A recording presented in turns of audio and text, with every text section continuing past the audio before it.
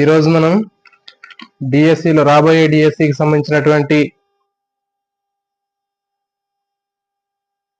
DSC exam ని మనం face చేసే ముందు అసలు క్వశ్చన్ పేపర్ ఎలా ఉంటుంది ఏంటి అనేది ముందు దాని గురించి తెలుసుకోవడం అనేది చాలా చాలా ఇంపార్టెంట్ అండి. అసలు ప్రశ్నల సరళి అనేది ఏ విధంగా ఉంటుంది, గతంలో ఉన్నటువంటి ప్రశ్న పత్రాలు ఏ విధంగా ఉన్నాయి, రీసెంట్ గా అయిపోయినటువంటి డిఎస్సి సంబంధించినటువంటి ప్రశ్న పత్రాలు ఏ విధంగా ఉన్నాయి అనేది మనం అబ్జర్వేషన్ చేసినప్పుడు దానికి సంబంధించినటువంటి ప్రిపరేషన్ అనేది మనం ఆ విధంగా చేయడం వల్ల ఉపయోగం అనేది ఉంటుంది. కాబట్టి గతంలో అంటే 2024 అంతకంటే ముందు 2020 కంటే ముందు జరిగినటువంటి ప్రశ్న పత్రాలు తీసుకున్నట్లయితే అప్పుడు ఎక్కువగా జ్ఞానానికి సంబంధించినటువంటి ప్రశ్నలు ఎక్కువగా ఉండేయండి. కానీ ఇప్పుడు రీసెంట్ గా జరిగేటటువంటి ఎగ్జామ్స్ లో ఎక్కువగా అవగాహన, తర్వాత అన్వయము, అండర్స్టాండింగ్, అప్లికేషన్ సంబంధించినటువంటి క్వశ్చన్స్ అనేవి ఎక్కువగా ఉన్నాయండి. సో కాబట్టి మనకి ప్రశ్నలు అనేవి ఏ విధంగా వస్తున్నాయి అంటే ప్రశ్నల సరళి అనేది ఏ విధంగా ఉంటుంది అనేది మనం అర్థం చేసుకున్నప్పుడు మాత్రమే మనం అదే తరహాలో ప్రిపరేషన్ చేయడం వల్ల యూజ్ అనేది ఉంటుంది. కాబట్టి మనకి ఎక్కువగా ఇప్పుడు వచ్చేటటువంటి ప్రశ్నలు తీసుకున్నట్లయితే నెగిటివ్ స్టేట్మెంట్స్ ఉన్నటువంటి క్వశ్చన్లు ఎక్కువగా వస్తున్నాయండి. క్వశ్చన్స్ అనేవి లెంతీగా ఉంటాయి. 3-4 ఆప్షన్స్, 4-5 ఆప్షన్స్ ఇస్తాడు. ఈ క్రింది వాటిలో సరైనటువంటివి, సరికానటువంటివి, ఇట్లా మనకి రకరకాలైనటువంటి ఆప్షన్స్ ఇవ్వటం, మ్యాచింగ్స్ కూడా ఇవ్వటం జరుగుతుందండి. కాబట్టి ఆ క్వశ్చన్ పేపర్ అనేది ఎట్లా ఉంటుంది ఏంటి అనేది మనం చూసుకున్నట్లయితే మనకి ఒక ఐడియా అనేది వస్తుంది. లైవ్ లోకి వచ్చినటువంటి మిత్రులందరూ కూడా గుడ్ ఈవినింగ్ అండి. రాంబాబు గారు గుడ్ ఈవినింగ్ బ్రదర్, పద్మ గారు.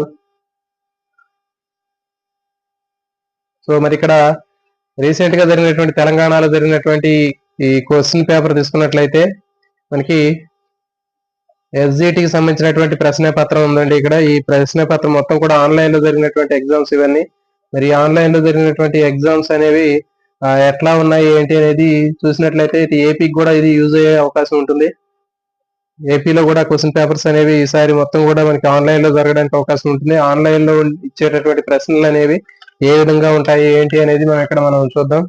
సో చూసుకున్నట్లయితే ఫస్ట్ ఎస్జిటికి సంబంధించినటువంటి దాంట్లో జీకే, కరెంట్ అఫైర్స్, తర్వాత ప్రాస్పెక్టివ్స్ ఇన్ ఎడ్యుకేషన్, సో ఈ టాపిక్స్ సంబంధించినవి ఎట్లా ఉంటాయి ఏంటి అనేది మనం ఇక్కడ డిస్కస్ చేద్దామండి.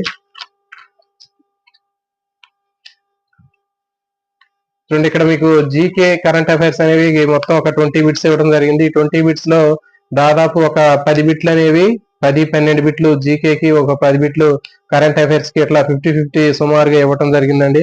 సో దీంట్లో మనకి చూసినట్లయితే చూడండి, ఫస్ట్ క్వశ్చన్ నెంబర్ 1, యుఎస్ఏ అభివృద్ధి చేసిన మూమెంట్ మ్యాగ్నెటిక్ స్కేల్ దేనిని కొలవడానికి ఉపయోగిస్తారు? భూకంపాలు, గాలి, వర్షపాతము, ఉష్ణోగ్రత. సో దీనికి ఆప్షన్స్ అనేవి మనకి ఫైనల్ కీ చేసి తయారు చేసినటువంటి ఆప్షన్ అండి. ఇక్కడ చూడండి, భూకంపాలు అనేటటువంటిది సరైనటువంటి సమాధానం. యుఎస్ఏ అభివృద్ధి చేసినటువంటి మూమెంట్ మ్యాగ్నిట్యూడ్ స్కేల్ అనేది భూకంపాలు కొలవడానికి ఉపయోగిస్తారు. నెక్స్ట్ క్వశ్చన్ నెంబర్ 2, భారత రాష్ట్రపతి రాజ్యసభకు నామినేట్ చేయగలిగిన సభ్యుల సంఖ్య ఎంత? భారత రాష్ట్రపతి రాజ్యసభకు నామినేట్ చేసేటటువంటి సభ్యుల సంఖ్య ఎంత అని అడిగినప్పుడు ఆప్షన్స్ వచ్చేసి 2, 3, 12, 10. సో ఇట్లా ఇవ్వటం జరిగింది. మరి దీనికి సరైన సమాధానము ఆప్షన్ 3, 12. భారత రాష్ట్రపతి రాజ్యసభకు నామినేట్ చేయగలిగినటువంటి సభ్యుల సంఖ్య 12 మందిని నామినేట్ చేస్తాడు. భారతదేశంలో సాధారణ ఎన్నికలు 2024లో ప్రవేశపెట్టిన ఐచ్ఛిక ఇంటి ఓటింగ్ పొందగల సౌకర్యాన్ని పొందగలిగినటువంటి వ్యక్తులు ఎవరు? 2024లో ఐచ్ఛిక ఓటింగ్, ఇంటి ఓటింగ్ అనేటటువంటి సౌకర్యాన్ని ప్రవేశపెట్టడం జరిగింది. ఇది ఎవరి కోసం ఉద్దేశించింది అని ఒక ప్రశ్న అడగడం జరిగింది. దీంట్లో 85 సంవత్సరాలు అంతకంటే ఎక్కువ వయసు ఉన్నటువంటి వారు ఎవరైనా, తర్వాత 40% బెంచ్ మార్క్ వైకల్యం ఉన్న వారు ఎవరైనా, ఇటీవలే ప్రసవించినటువంటి తల్లులు. సో చూడండి, క్వశ్చన్స్ అనేవి డైరెక్ట్ గా ఇవ్వకుండా ఇక్కడ కింద మళ్ళీ ఏమి ఇచ్చాడంటే ఆ 3 స్టేట్మెంట్స్ ఇచ్చాడు, ఏబిసి ఇచ్చి కింద ఆప్షన్స్ లో ఏ అండ్ బి మాత్రమే సరైనవి, ఏబిసి 3 సరైనటువంటివి, ఏసి మాత్రమే సరైనది అని ఇచ్చాడు. కాబట్టి ఇక్కడ మనకి క్వశ్చన్స్ లో ఇచ్చేటటువంటి ఆప్షన్స్ అన్ని కూడా మనం అర్థం చేసుకుని ఉండాలి, అన్ని కూడా వాటి గురించి మనకు తెలిసి ఉండాలి. కాబట్టి ఇక్కడ సరైనటువంటిది ఏంటి అంటే ఆప్షన్ ఏ మరియు బి సరైనటువంటివి. అంటే 85 సంవత్సరాల వయసు ఉన్నటువంటి, అంతకంటే ఎక్కువ వయసు ఉన్నటువంటి ఎవరైనా అర్హులే, దాంతో పాటు 40% బెంచ్ మార్క్ కలిగినటువంటి వైకల్యం ఉన్నటువంటి వారు, వాళ్ళిద్దరి కోసం ఇక్కడ ఐచ్ఛిక ఇంటి ఓటింగ్ ని ప్రవేశపెట్టడం జరిగింది. సో ఈ విధంగా మనకి చదువుకునేటప్పుడు ఆప్షన్స్ ఈసారి వచ్చేటటువంటి ప్రశ్నలన్నీ కూడా ఈ విధంగా ఉంటాయండి. ఏబిసిడి 4 ఆప్షన్స్ ఇవ్వటం, తర్వాత కింద ఇచ్చేటటువంటి ఆప్షన్ ఇక్కడ చూసింది. మీరు క్వశ్చన్ ఆన్సర్ చేసేటప్పుడు చాలా మంది ఏం చేస్తారంటే చూడండి, ఐచ్ఛిక ఓటింగ్ సౌకర్యం పొందగలిగినటువంటి వ్యక్తులు ఎవరు అంటే, ఫర్ ఎగ్జాంపుల్ ఇది మనకి తెలిసింది అనుకోండి, అప్పుడు ఈ క్వశ్చన్ మొత్తం కూడా చదవకుండా డైరెక్ట్ గా ఏం చేస్తారంటే ఇక్కడ ఏ కరెక్ట్ అని చెప్పి ఆ ఏ ఉన్నటువంటి ఒకటో ఉన్నటువంటి ఆప్షన్ పెట్టడం జరుగుతుంది. సో కాబట్టి ఇచ్చినటువంటి ప్రశ్నను పూర్తిగా చదవాలి, కింద ఇచ్చినటువంటి ఆప్షన్స్ ను కూడా ఖచ్చితంగా పూర్తిగా చదవాలి. ఇక్కడ ఏ కరెక్ట్ అనుకోండి, తర్వాత కావచ్చు ఇప్పుడు ఏ కరెక్ట్ అయ్యి బీసీ కరెక్ట్ కాకపోతే కింద ఇచ్చేటటువంటి ఆప్షన్ లో ఏ ఒకటే సరైనటువంటిది, లేకపోతే బీసీ సరైనటువంటివి కావు. ఇచ్చినటువంటి ఆప్షన్స్ ని మనం జాగ్రత్తగా చూసుకోవాలి.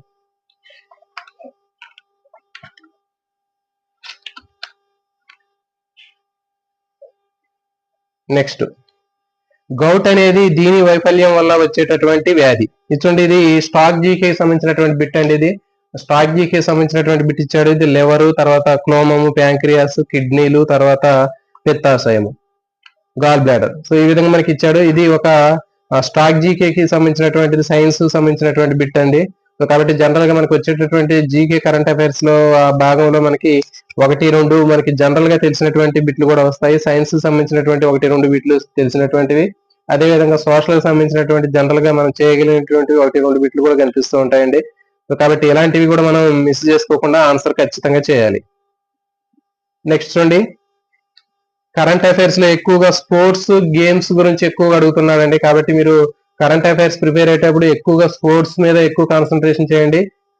ఈ స్పోర్ట్స్ గేమ్స్ సంబంధించినటువంటి వాటిలో ఎక్కువగా అడగటం జరిగింది. మొన్న చూడండి, జూలై 2024లో ప్యారిస్ లో జరిగిన వేసవి ఒలింపిక్స్ లో నిఖిత్ జెరీన్ బాక్సింగ్ యొక్క ఈ కింది ఈవెంట్ లో పాల్గొనేందుకు అర్హత సాధించింది. చూడండి, నిఖిత్ జెరీన్ బాక్సింగ్ లో 2024లో జరిగినటువంటి ప్యారిస్ లో జరిగినటువంటి సమ్మర్ ఒలింపిక్స్ లో పాల్గొందామె. మరి ఆమె బాక్సింగ్ లో ఏ ఈవెంట్ లో పాల్గొనేందుకు ఆమె అర్హత సాధించింది? చూడండి, fly event, fly weight, feather weight, middle weight. మరి దీనికి సరైనటువంటి సమాధానము ఫ్లై వెయిట్. ఫ్లై వెయిట్ అనేటటువంటి ఆప్షన్ లో ఏమే పాల్గొనేందుకు అర్హత సాధించింది. చూడండి, ఇంకో క్వశ్చన్ కూడా ఇచ్చాడు. ఒలింపిక్ గేమ్స్ సంబంధించినటువంటి ప్రశ్న ఇవ్వడం జరిగింది. స్పెషల్ ఒలింపిక్స్ భారత్ అనేది వీరి క్రీడల అభివృద్ధికి ఉద్దేశించినటువంటి జాతీయ క్రీడా సమాఖ్య. స్పెషల్ ఒలింపిక్స్ భారత్ అనేటటువంటిది ఎవరి క్రీడలకు సంబంధించినటువంటిది? సీనియర్ సిటిజన్లు, స్త్రీలు, ప్రాథమిక పాఠశాల పిల్లలు, తర్వాత బుద్ధి వైకల్యం ఉన్నటువంటి వ్యక్తులు. కాబట్టి దీనికి సరైనటువంటి సమాధానం ఏది అంటే బుద్ధి వైకల్యం ఉన్నటువంటి వ్యక్తులు, మెంటల్లీ డిజబిలిటీ ఉన్నటువంటి పిల్లలు ఎవరైతే ఉన్నారో వాళ్ళ కోసం, అలాంటి వ్యక్తుల కోసం స్పెషల్ ఒలింపిక్స్ భారత్ అనేటటువంటి క్రీడల్ని అభివృద్ధి చేయడం జరిగింది. కాబట్టి స్పోర్ట్స్ గేమ్స్ అనేవి చాలా చాలా ఇంపార్టెంట్ అండి. మీ కరెంట్ అఫైర్స్ లో ఎక్కువగా వాటిని కూడా ఇంక్లూడ్ చేసుకొని ఖచ్చితంగా వాటిలో ఎలాంటి బిట్ వచ్చినా కానీ మీరు చేసేటట్లు చూడండి. చూడండి, నెక్స్ట్ బిట్, ఆస్ట్రేలియా మరియు ఇంగ్లాండ్ మధ్య మొదటి వన్డే అంతర్జాతీయ క్రికెట్ పోటీ ఈ సంవత్సరంలో జరిగింది. చూడండి, ఆస్ట్రేలియా మరియు ఇంగ్లాండ్ కి సంబంధించినటువంటి ఇంటర్నేషనల్ క్రికెట్ గేమ్ ఏదైతే ఉందో దాంట్లో ఆస్ట్రేలియా ఇంగ్లాండ్ కి మధ్య ఏ సంవత్సరంలో పోటీ జరిగింది? 1971, 75, 72, 74 ఇచ్చాడు. సో దీనికి సరైన సమాధానము 1971. 1971లో ఆస్ట్రేలియా మరియు ఇంగ్లాండ్ దేశాల మధ్య అంతర్జాతీయ క్రికెట్ పోటీ అనేది జరిగింది. సో చూడండి, ఇక్కడ మనకి క్రికెట్ సంబంధించినటువంటి ఇచ్చాడు. అంటే స్పోర్ట్స్ సంబంధించినటువంటి మీరు ఎక్కువగా ఫోకస్ చేయాల్సినటువంటి అవసరం ఉంటుంది. నెక్స్ట్, యునైటెడ్ నేషన్స్ సముద్ర చట్టాల ప్రకారం ఏ దేశానికైనా దానికి తీరానికి ఆనుకొని ఉన్న సముద్రంలో ఇంత దూరం వరకు సార్వభౌమాధికారం ఉంటుంది. సముద్రానికి ఆనుకొని ఉన్నటువంటి ఆ సముద్రంలో ఎంత వరకు అధికారం అనేది ఉంటుంది? సార్వభౌమాధికారం అంటే చూడండి, 24, 30, 35, 12 అట్లా ఇచ్చాడు. సో దీనికి సరైన సమాధానం 24 నాటికల్ మైళ్ళు. సముద్ర తీరాన్ని ఆనుకొని 24 నాటికల్ మైళ్ళ వరకు ఆ దేశానికి సార్వభౌమాధికారం అనేది ఉంటుంది.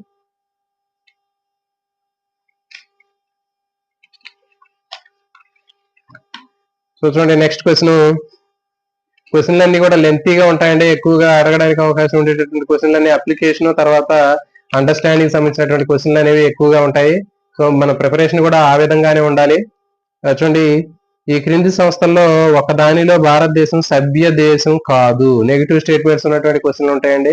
సో కాబట్టి నెగిటివ్ స్టేట్మెంట్స్ ఉన్నటువంటి క్వశ్చన్లు మనం అబ్జర్వ్ చేసినట్టయితే అంతర్జాతీయ క్రిమినల్ కోర్టు ఐసీసీ, తర్వాత SAARC South Asian Association for Regional Cooperation, next BIMSTEC Bay of Bengal Initiative for Multi Sectoral Technical and Economical Cooperation BIMSTEC, తర్వాత WTO World Trade Organization. So దీంట్లో ఒక దానిలో భారతదేశం సభ్య దేశం కాదు. ఇంటర్నేషనల్ క్రిమినల్ కోర్ట్ ఐసీసీ ఉంది కదా, ఇది మన భారతదేశం దాంట్లో సభ్య దేశంగా లేదు, మిగిలినటువంటి వాటిలో ఉంది. కాబట్టి ఐక్యరాజ్య సమితి యుఎన్ఓకు సంబంధించినటువంటి ఆ టాపిక్స్ కూడా చదువుకోవాలండి. అంతర్జాతీయ తర్వాత సదస్సులు ఇట్లాంటివి కూడా ఎక్కువగా చదువుకోవాలి. ఐక్యరాజ్య సమితికి సంబంధించినటువంటివి కూడా ఎక్కువగా బిట్లు రావడానికి అవకాశం ఉంటుంది. నెక్స్ట్ చూడండి, ఇది యాప్లలో ఒకటి డిజిటల్ చెల్లింపులు లావాదేవీ కోసం ఉద్దేశించబడింది.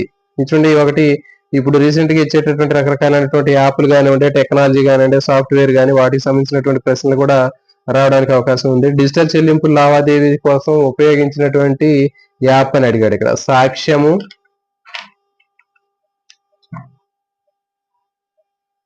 నెక్స్ట్ ఉమంగ్, భీమ్, ఇంద్ర. సో దీనికి సరైన సమాధానము చూడండి భీమ్. భీమ్ అనేటటువంటి యాప్ అనేది ఇప్పుడు మనందరికి కూడా దాదాపు అందరికీ తెలుసు. సో కాబట్టి ఇట్లా మనకి ఇప్పుడు ప్రజెంట్ ఉన్నటువంటి కొన్ని సాఫ్ట్వేర్ సంబంధించినటువంటి టెక్నాలజీ సంబంధించినటువంటి యాప్స్ సంబంధించినవి కూడా బిట్లు రావడానికి అవకాశం ఉంటుంది. జూన్ 2022లో 200 వార్షికోత్సవాన్ని జరుపుకున్నటువంటి దినపత్రిక ఇది. ఆనంద్ బజారు, ముంబై సమాచారు, దైనిక్ జాగరణ, హిందుస్థాన్ టైమ్స్. సో కాబట్టి దీంట్లో సరైన సమాధానము ముంబై సమాచార్. ఇది 2022 సంవత్సరంలో 200 వార్షికోత్సవాన్ని జరుపుకున్నటువంటి దినపత్రిక. కాబట్టి దినపత్రిక సంబంధించినటువంటి ప్రశ్నలు కూడా మనం ఎక్కువగా చదువుకోవాలి.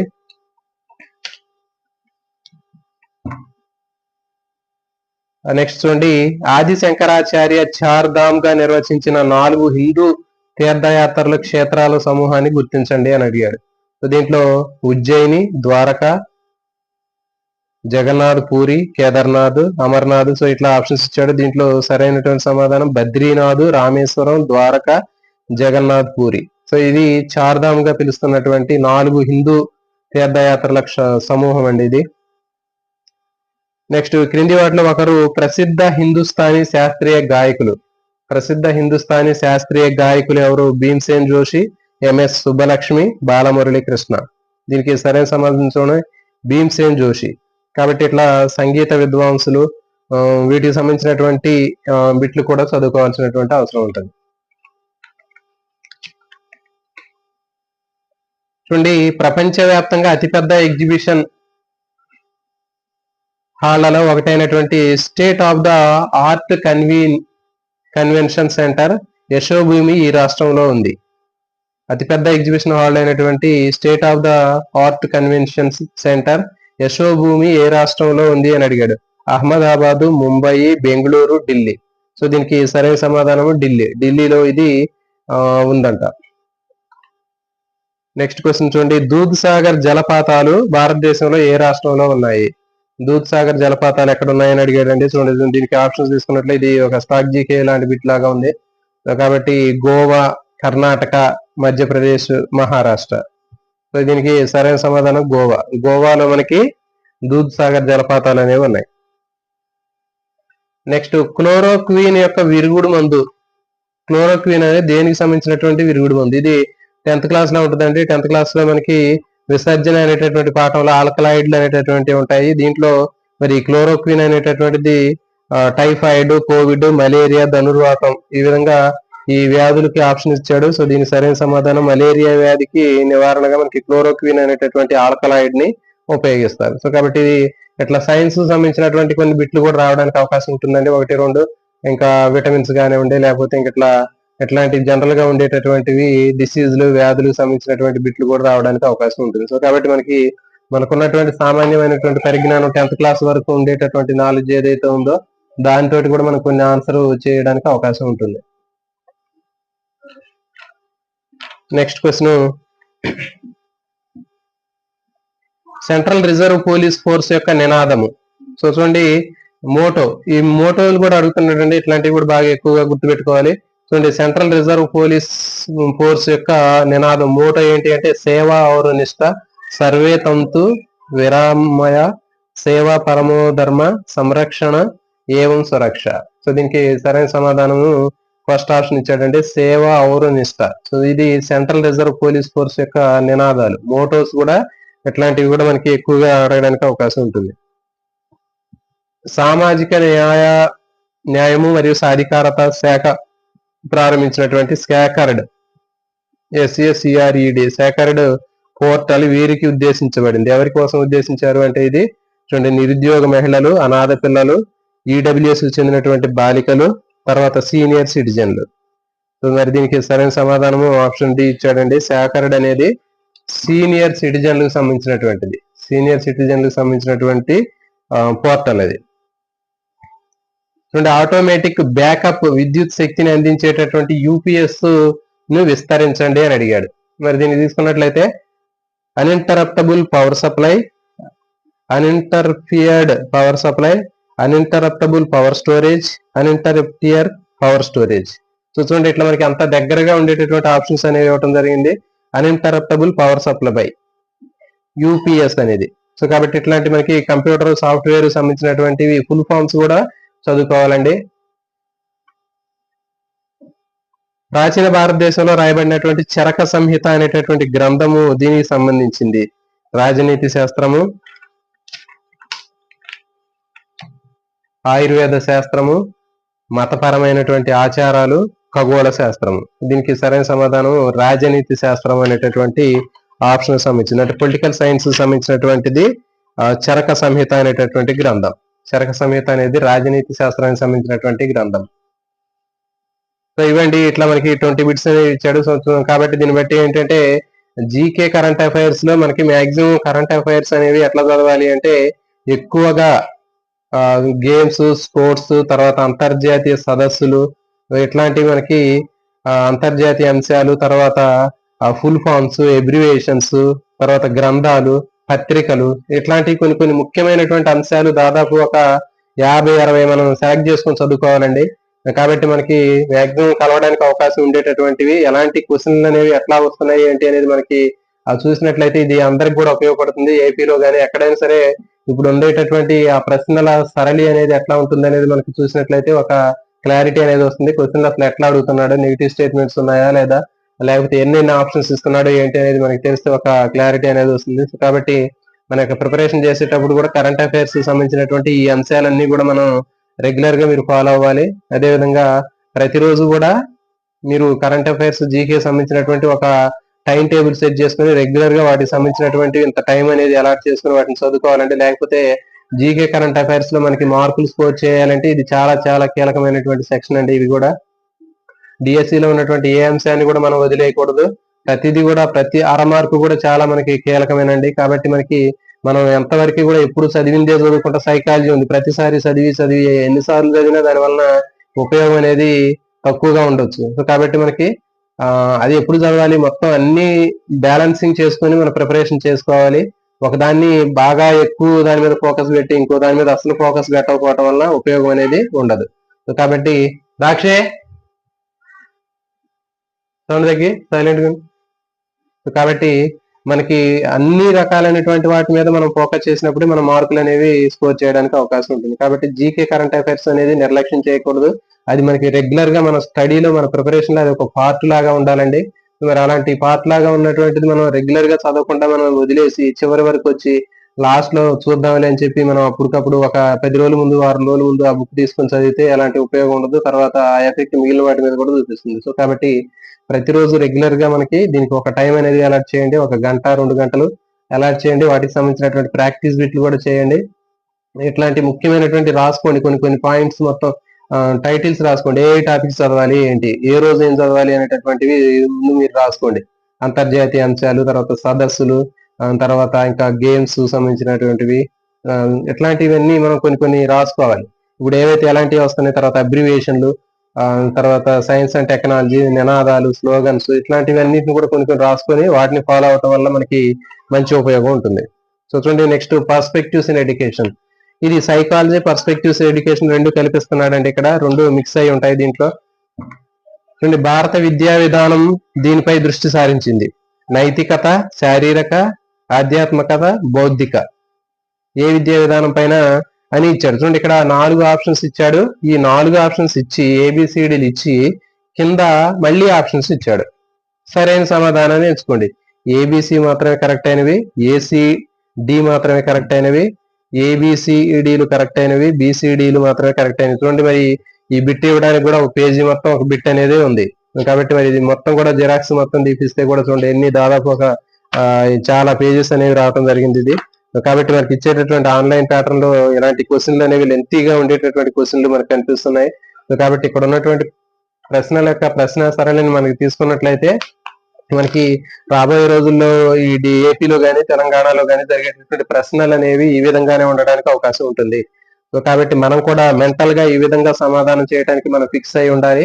ఈ వేలోనే మన ప్రిపరేషన్ కూడా చేసుకోవాలి. చూడండి ఇక్కడ ఏబిసిడి అన్ని స్టేట్మెంట్లు సరైనవే. చూడండి మరి ఇంత లెంతీ క్వశ్చన్ అనేది ఎట్లా వచ్చింది అనేది మనకి చూస్తే అర్థమవుతుంది. ప్రాచీన భారత విద్యా విధానం దేనిపైన దృష్టి సాధించింది అంటే నైతికత, శారీరకత, తర్వాత స్పిరిచువాలిటీ, ఆధ్యాత్మికత, బౌద్ధికత. ఈ అన్ని అంశాల మీద ఉంది కాబట్టి అట్లా ఇవ్వటం జరిగింది. నెక్స్ట్ వార్దా పత్రిక ప్రకారం ప్రాథమిక విద్య ఈ వయసు వారికి ఉద్దేశించబడింది.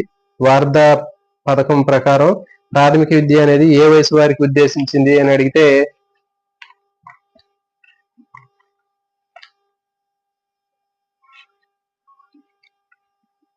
ఇక్కడ చూడండి 8 నుంచి 16 సంవత్సరాలు, 3 నుంచి 6 సంవత్సరాలు, 14 నుంచి 18 సంవత్సరాలు, 6 నుంచి 14 సంవత్సరాలు. ఇది సరైన సమాధానం. సో కాబట్టి వార్ధా విద్యా పథకం అనేది దేనికి సంబంధించిందంటే 6 నుంచి 14 సంవత్సరాల వరకు ఉన్నటువంటి వారికి సంబంధించింది. నెక్స్ట్ ఈ క్రింది వాటిలో ఏ బోధనా అభ్యసన సామాగ్రి డిడాక్టివ్ మెటీరియల్ అని పిలుస్తారు? ఏ బోధనా సామాగ్రిని డిడాక్టివ్ మెటీరియల్స్ అని పిలుస్తారని ఇక్కడ ఆప్షన్స్ తీసుకున్నట్లయితే science kit, NCERT kit, Jadu, Pitara, Montessori కిట్లు. దీనికి సరైన సమాధానము చూడండి మాంటిసోరీ కిట్. మాంటిసోరీ కిట్ అనేది సరైన సమాధానం. సో ఇవి ఇట్లా ఇవి ఇవ్వటం జరిగింది. నెక్స్ట్ పనికి వచ్చేదే సత్యం అనేది ఎవరి యొక్క అభిప్రాయం? వ్యవహారిక సత్తావాదము,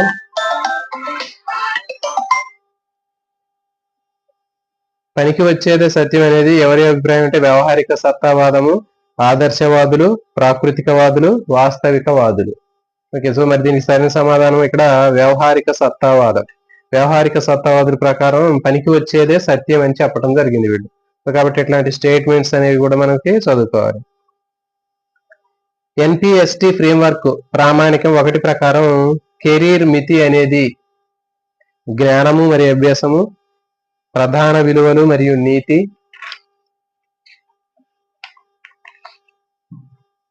వృత్తిపరమైనటువంటి పెరుగుదల, అభివృద్ధి, ఇంటర్ డిసిప్లినరీ కెరీర్. సో మరి దీనికి సరైన సమాధానము చూడండి ఇక్కడ ఇవ్వటం జరిగింది. ఆప్షన్ బి ప్రధాన విలువలు మరియు నీతి. ఎన్పిఎస్టి ఫ్రేమ్వర్క్ ప్రామాణికం 1 ప్రకారం కెరీర్ మితి అనేది దానికి సమాధానం అంట. నెక్స్ట్ చూడండి వ్యక్తుల ఎంపికలు ద్వారా వారి శ్రేయస్సును మెరుగుపరిచేటటువంటి ప్రక్రియ ఏది? వ్యక్తిగత అభివృద్ధి, మానవ అభివృద్ధి, మానసిక అభివృద్ధి, సామాజిక అభివృద్ధి. ఇది మానవ అభివృద్ధి. నెక్స్ట్ చూడండి పోషణ అభియాన్ అనేది వీరి సమగ్ర అభివృద్ధి మరియు తగిన పోషకాన్ని నిర్ధారించే లక్ష్యంతో ప్రారంభించబడినటువంటి కన్జర్వేషన్ మిషన్. పోషణ అభియాన్ అనేది ఎవరికి సంబంధించింది? గర్భిణీ స్త్రీలు, తల్లులు, పిల్లలు. మరి ఇక్కడ చూడండి మళ్ళీ ఆప్షన్స్ ఇచ్చాడు ఇట్లా ఏబిసి సరైనవి, ఏ మాత్రమే సరైంది, ఏసీ మాత్రమే సరైంది, ఏబి మాత్రమే సరైంది. సో కాబట్టి మరి చూడండి ఇట్లా ప్రశ్నలు అనేవి ఈ విధంగా అడగడానికి అవకాశం ఉంటుంది. అంటే ఏబిసి 3 ఆప్షన్స్ ఇచ్చాడు. దీంట్లో ఏబిసి సరైంది, ఏసీ మాత్రమే సరే 2 ఆప్షన్స్ అనేవి ఇవ్వడం జరిగింది. అంటే ఇది ప్రశ్న కొంచెం సరిగా ఉండకపోవచ్చు.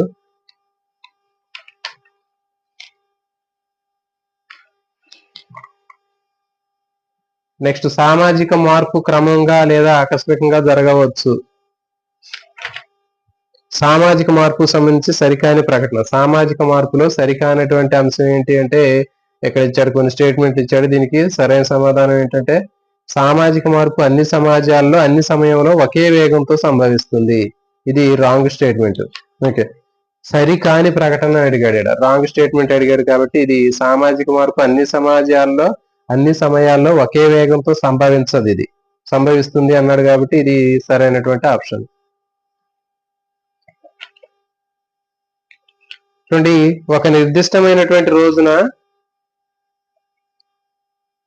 తరగతిలో తన ఉద్రేక ప్రవర్తనను తనను తాను అంచనా వేసుకోవడానికి ఉపాధ్యాయురాలు ఉపయోగించే పద్ధతిని ఎలా పిలుస్తారు? చూడండి, ఇది సైకాలజీ సంబంధించినటువంటి బిట్ అండి. అంటే దీంట్లో సైకాలజీ, పర్స్పెక్టివ్స్ ఇన్ ఎడ్యుకేషన్ రెండు కలిపి ఇవ్వడం జరిగింది. కాబట్టి ఇక్కడ చూడండి, ఒక నిర్దిష్టమైనటువంటి రోజున తరగతిలో తన ఉద్రేక ప్రవర్తనని తనను తాను అంచనా వేసుకోవడానికి ఉపాధ్యాయులు ఉపయోగించేటటువంటి పద్ధతిని ఎలా పిలుస్తారు? అంత పరీక్షణ పద్ధతి, నియంత్రిత పరిశీలన, వ్యక్తి అధ్యయన పరిశీలన, అంత పరిశీలన పద్ధతి, ప్రయోగ పద్ధతి. దీనికి సరైన సమాధానం అంత పరీక్షణ పద్ధతి. అంటే ఫర్ ఎగ్జాంపుల్ తరగతికి ఎదురు విద్యార్థులు బాగా అల్లరి చేస్తూ ఉంటారు. మరి ఉపాధ్యాయులు వాళ్ళ మీద ఒక్కోసారి ఉద్రేకపడుతూ ఉంటారు. మరి తాను ఉద్రేకపడిన తర్వాత మరి తాను ఎందుకు ఉద్రేకపడాను అని తనను తాను టీచరు అనాలిసిస్ చేసుకుంటది. సో దాన్ని ఏమంటారంటే అంత పరీక్షణ పద్ధతి అంటారు. అంటే ఎవరికి వాళ్ళు సొంతగా మన ప్రవర్తన మనమే అంచనా వేసుకుంటే దాని అంత పరిశీలన పద్ధతి అని, అంత పరీక్షణ పద్ధతి అని మన అందరికీ తెలుసు. కాబట్టి ఇది ఇట్లా సైకాలజీలో అప్లికేషన్ టైప్ బిట్ ఇవ్వడం జరిగిందండి. ఈ క్రింది వాటిలో ఒక దానిలో సంబంధించినటువంటి మార్పు పెరుగుదల ప్రక్రియను సూచించదు. సో చూడండి, ఇది కూడా మనకి సైకాలజీ సంబంధించినటువంటి బిట్ ఇచ్చాడు. పెరుగుదల వికాసానికి సంబంధించినటువంటిది వైఖరుల సముపార్జన, బరువు పెరగడం, మెదడు పరిమాణం పెరగడం, శరీర పరిమాణం పెరగడం. సో ఇవన్నీ వీటిలో పెరుగుదల ప్రక్రియ సూచించింది అంటే ఏంటి? ఇది పెరుగుదలకు సంబంధించింది. ఇదంతా శరీర పరిమాణము, మెదడు పరిమాణం, బరువు పెరగడం అనేవి ఇవన్నీ కూడా ఏంటంటే గ్రోత్ సంబంధించినటువంటివి. కానీ వైఖరుల సముపార్జన అనేది దానికి సంబంధించింది కాదు, పెరుగుదల ప్రక్రియకు సంబంధించినటువంటిది కాదు. కాబట్టి ఇట్లా అప్లికేషన్ టైప్ క్వశ్చన్లు అనేవి ఇవ్వటం జరిగింది. చూడండి, ఇక్కడ సంవత్సరం లోపు ఉన్నటువంటి ఒక పిల్లవాడికి ఆహారము, సౌకర్యము, ఆప్యాయత అవసరాలు తీరలేదంట. ఎరిక్సన్ ప్రకారం ఆ పిల్లవాడిలో ఇది అభివృద్ధి చెందుతుంది. చూడండి, ఎరిక్సన్ చెప్పినటువంటి మనోసాంఘిక వికాస దశల్లో సంవత్సరం లోపు వయసు ఉన్నటువంటి పిల్లవాడికి ఆహారం గాని, సౌకర్యం గాని, ఆప్యాయత గాని తీరలేదు. ఎరిక్సన్ ప్రకారం ఈ పిల్లవాడిలో ఇది అభివృద్ధి చెందుతుంది. ఏది అభివృద్ధి చెందింది?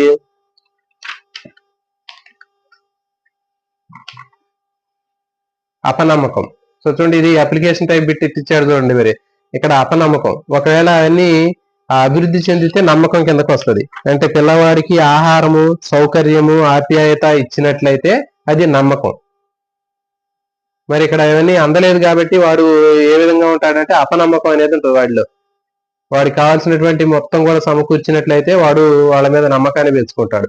మరి అవన్నీ కూడా సమకూర్చకపోతే వాడు అపనమ్మకానికి లోనవుతాడు. సో కాబట్టి ఈ విధంగా ఎరిక్సన్ చెప్పినటువంటి మనోసాంఘిక వికాస సిద్ధాంతం మీద ఇట్లా బిట్టు ఇవ్వటం జరిగింది.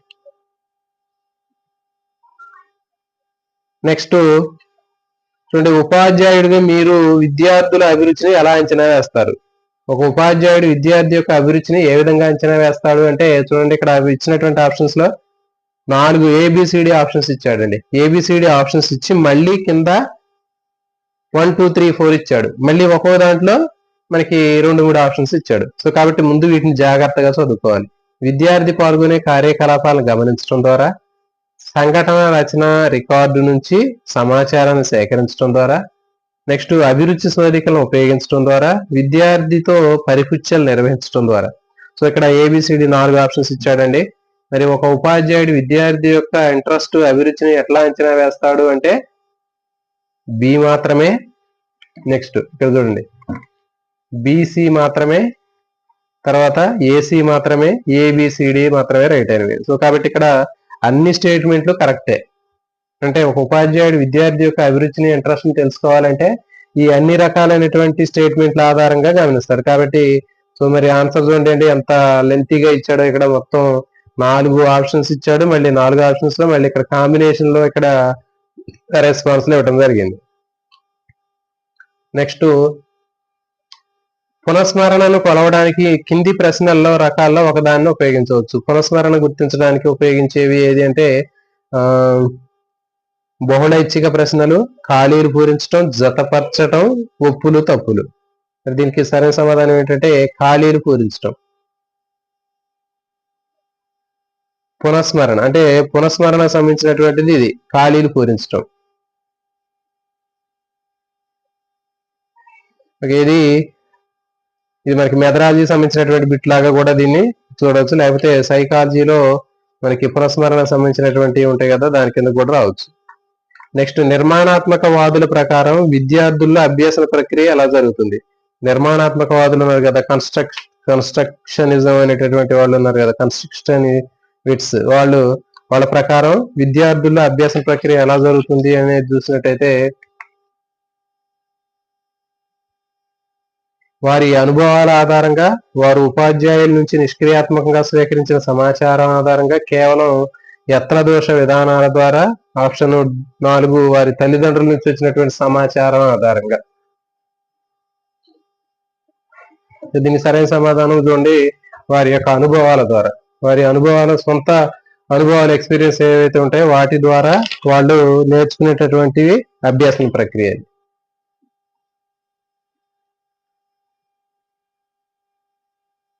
జాతీయ విద్యా ప్రణాళిక చట్టం NCF నేషనల్ కరికులం ఫ్రేమ్వర్క్ బోధన మరియు అభ్యాసం యొక్క నిర్మాణాత్మక విధానం గురించి చర్చించే విద్యా ప్రణాళిక చట్టం. బోధన మరియు అభ్యాసం యొక్క నిర్మాణాత్మక విధానాన్ని గురించి వివరించేది ఏది అంటే చూడండి, అన్ని కూడా నేషనల్ కరికులం ఫ్రేమ్వర్కే.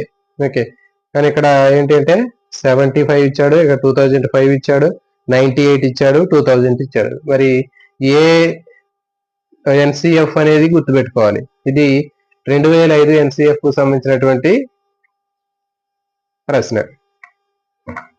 చూడండి, క్రింది వాటిలో ఒకటి NCTE యొక్క విధి కానిది. సో చూడండి, ఇక్కడ క్వశ్చన్ మాత్రం చాలా లెంతీగా ఉందండి, ఒక పేజీ వరకును ప్రింట్ చేశాడు. మరి ఎంత క్వశ్చన్లు అనేవి ఎట్లా ఉన్నాయనేది మనం చూస్తే అర్థమవుతుంది. 4 స్టేట్మెంట్లు ఇచ్చాడండి, పెద్ద పెద్ద లెంతీగా వాక్యాలు ఇచ్చాడు. కానీ ఇలాంటివి చూసి కంగారు పడకూడదు, ఎందుకంటే వీటిలో మనకి జాగ్రత్తగా అబ్జర్వేషన్ చేసినట్లయితే మనకి కొంత సమాచారం సులభంగా ఆన్సర్ ని గుర్తించవచ్చు.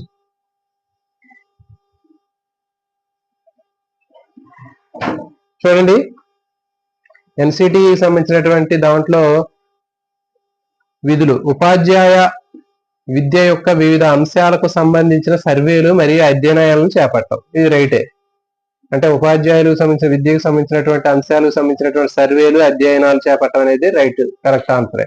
నెక్స్ట్, గుర్తింపు పొందిన సంస్థల పైన జవాబుదారీతనాన్ని అమలు చేయడానికి తగిన పనితీరు, అంచనా వ్యవస్థ, నిబంధనలు మరియు యంత్రాంగాన్ని రూపొందించడం. ఇది కూడా కరెక్ట్ గానే కనిపిస్తుంది. పాఠశాల పుస్తకాలు మరియు సప్లిమెంటరీ మెటీరియల్ ను తయారు చేసి ప్రచురించడం. సో ఇది దీనికి సంబంధించినటువంటిది కాదు. పాఠశాల లేదా గుర్తింపు పొందినటువంటి సంస్థల్లో ఉపాధ్యాయుడిగా నియమించబడే వ్యక్తికి కనీస అర్హతలకు సంబంధించిన మార్గదర్శకాలు జారీ చేయటం. సో కాబట్టి ఇక్కడ ఎంత లెంతీగా ఇచ్చినప్పటికీ కూడా మనకి కొంచెం ఆన్సర్ సులభంగా గుర్తించగలిగినటువంటి ఆప్షన్ అనేది కనిపిస్తుంది ఇక్కడ. ఇది కానటువంటిది. సో కాబట్టి మనకి ఒక్కోసారి లెంతీగా ఉన్నటువంటి క్వశ్చన్ చూసి కంగారు పడకుండా మనం జాగ్రత్తగా క్వశ్చన్ ని మనం చదివినట్లయితే మనకి సులభంగా ఆన్సర్ అనేది దొరకడానికి అవకాశం ఉంటుంది. ఈ లెంతీగా ఉన్న క్వశ్చన్ చూసి మనం కంగారు పడినట్లయితే మనకి మొత్తానికి కూడా నెగిటివ్ ఇంపాక్ట్ పడే అవకాశం ఉంటుంది.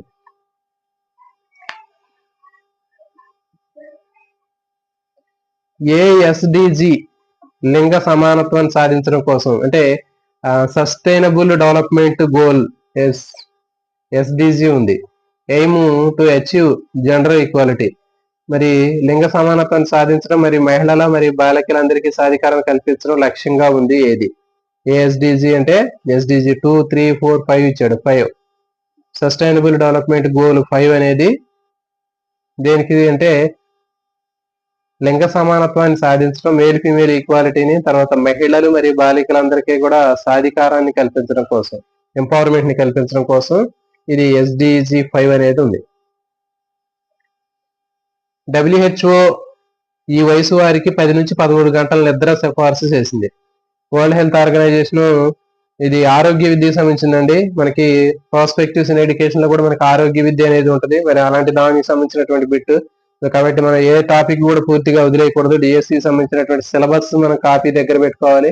100% దాంట్లో ఉన్న ప్రతి ఒక్క టాపిక్ కూడా మనం కవర్ చేసుకోవాలండి. మన దగ్గర బుక్కులు లేనప్పుడు వాటికి సంబంధించినటువంటివి ఎక్కడో చోట మనం నెట్ నుంచి అయినా గ్యాదర్ చేసుకోవటం, లేకపోతే ఎక్కడో చోట వేరే సోర్స్ నుంచి చూసుకుని ఆ టాపిక్ ని మనం కంపల్సరీగా కవర్ అయ్యేటట్టు చూసుకోవాలి.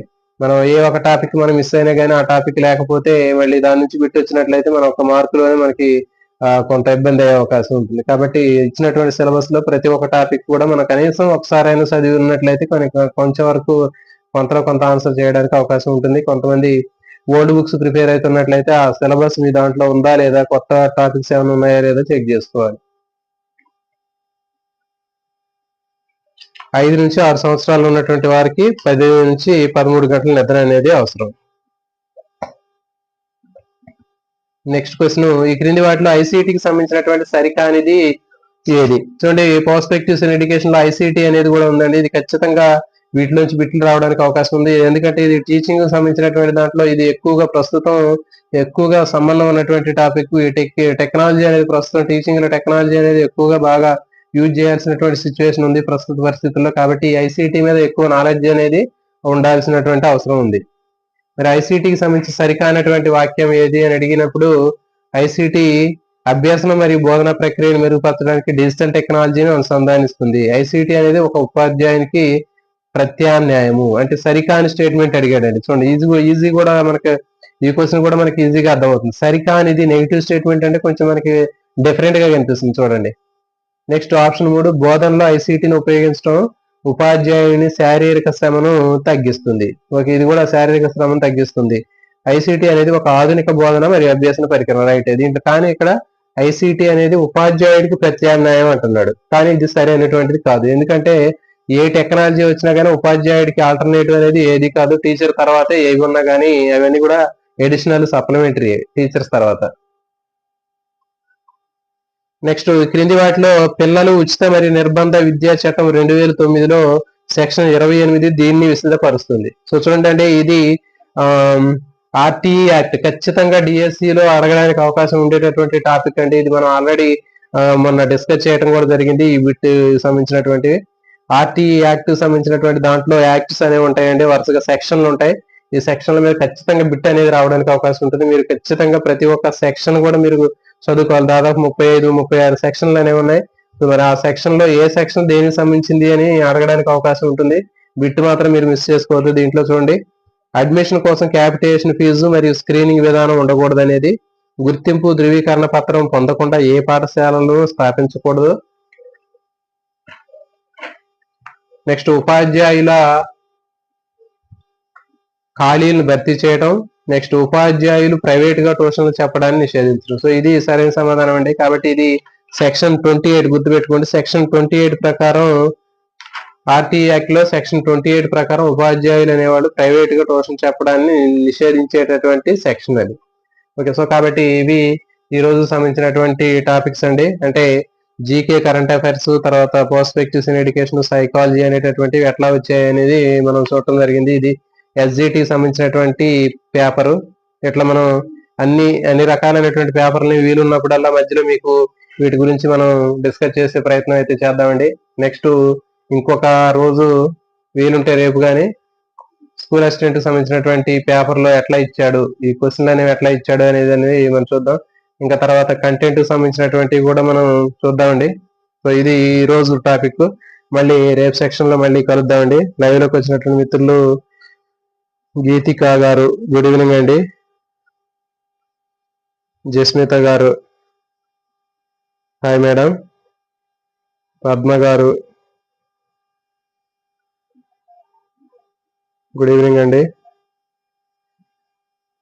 Okay, thank you brother. మీరందరూ కూడా మరి మంచిగా మీ యొక్క ప్రిపరేషన్ ని కంటిన్యూ చేయండి. ఇవన్నీ కూడా ఎప్పుడు ఇక ఒక 2-3 months లో మనకి ఏదైనా నోటిఫికేషన్ సంబంధించిన ఏవైనా తెలంగాణ అయినా ఏపీ అయినా మీరు ఇక ఫిక్స్ అయిపోవాలి మనం. ఎందుకంటే ఒకసారి ఒక ఇది అంటారు కదా, ఒక దిగిన తర్వాత ఎంత లోతున్నా కానీ మనం భరించాల్సినటువంటి అవసరం ఉంటుంది. ఎప్పుడు రీసెంట్ గా కానీ తర్వాత మనకి కొంచెం అటు ఇటుగా ఎప్పుడు వచ్చినా కానీ మనకి దాన్ని ఫేస్ చేయాల్సినటువంటి సిద్ధంగా ఉండాలి. కాబట్టి మరి ఇలాంటి రూమర్స్ కానీ వస్తుందా రావట్లేదా లేకపోతే ఇవన్నీ కూడా అన్ని సెకండరీ అన్ని పక్కన పెట్టండి. మీకు ఎక్కడైతే మీకు వీక్ గా ఉన్నటువంటి సెక్షన్ ఉందో ఆ సెక్షన్స్ మీరు ఎక్కువ కవర్ చేసుకోండి. బాగా పర్ఫెక్ట్ గా చదువుకోండి. ఎలాంటి టెన్షన్ ఉండదు. ఎవరైతే ఈ 2-3 నెలలు సరిగా ప్రిపరేషన్ చేయకుండా పక్కన పెడతారో వాళ్ళు తర్వాత చాలా ఇబ్బంది పడాల్సినటువంటి అవసరం ఉంటుంది. కాబట్టి మీరు ఓర్పు సహనం అనేది చాలా ఇంపార్టెంట్ అండి డిఎస్సికి. మరి ఎవరికైతే ఈ ఓర్పు సహనం అనేటటువంటిది తర్వాత నిదానము, ఓర్పు, ప్రశాంతత ఇవన్నీ కూడా మనకి ఎవరికైతే ఉంటాయో వాళ్ళు ఖచ్చితంగా సక్సెస్ సాధించగలుగుతారు. మరి ఇవి లేనటువంటి వాళ్ళు ఏం చేస్తుంటారంటే కొంచెం ఉద్రేకపడటం, తర్వాత సరైనటువంటి బ్యాలెన్సింగ్ అనేది ఉండదు వాళ్ళకి. మరి ఇప్పుడు ఏంటి ఎట్లా ఏంటి అని ఇది అవుతుంటారు. కాబట్టి మీరు ఎవరైతే ప్రిపేర్ అవ్వాలనుకుంటున్నారో ఖచ్చితంగా ఇక మనం దాని మీద ఉన్నాం కాబట్టి ఖచ్చితంగా ఇక ఇలాంటివి ఏం చూసుకోకుండా మనం ఎక్కడైతే వీక్నెస్ ఉందో, మనకి ఎక్కడైతే తక్కువగా మనకి పట్టు ఉందో ఆ సెక్షన్స్ మీద మనం కవర్ చేసుకోవాలి. కంటెంట్ లో పూర్తిగా చదవండి. కంటెంట్ లో మీకు ఎక్కువ ప్రాక్టీస్ బిట్లు చేయండి. ఎట్టి పరిస్థితుల్లోనూ మీరు కంటెంట్ మెథడాలజీలో బిట్లు పోకుండా చూసుకోండి. కరెంట్ అఫైర్స్, జీకేలు కూడా మీరు వాటి మీద కూడా ఫోకస్ చేసినట్టయితే మీకు 100% సక్సెస్ అనేది ఉంటుంది. మరి ఎవరైతే కొంచెం నెగ్లిజెన్సీ ప్రదర్శిస్తారో వాళ్ళ రిజల్ట్ కూడా అదే విధంగా ఉంటుంది. ఓకే అండి, ఆల్ ది బెస్ట్ అండి. రేపు మళ్ళీ ఇంకొక టాపిక్ లో కలుద్దాం. ఓకే, థ్యాంక్ యూ అండి. మీ అందరికి కూడా నెక్స్ట్ రాబోయేటటువంటి ESEలో సక్సెస్ అవ్వాలని ఛానల్ తరఫున కోరుకుంటున్నాం. ప్రతి ఒక్కరికి కూడా గుడ్ ఈవినింగ్ అండి. All the best.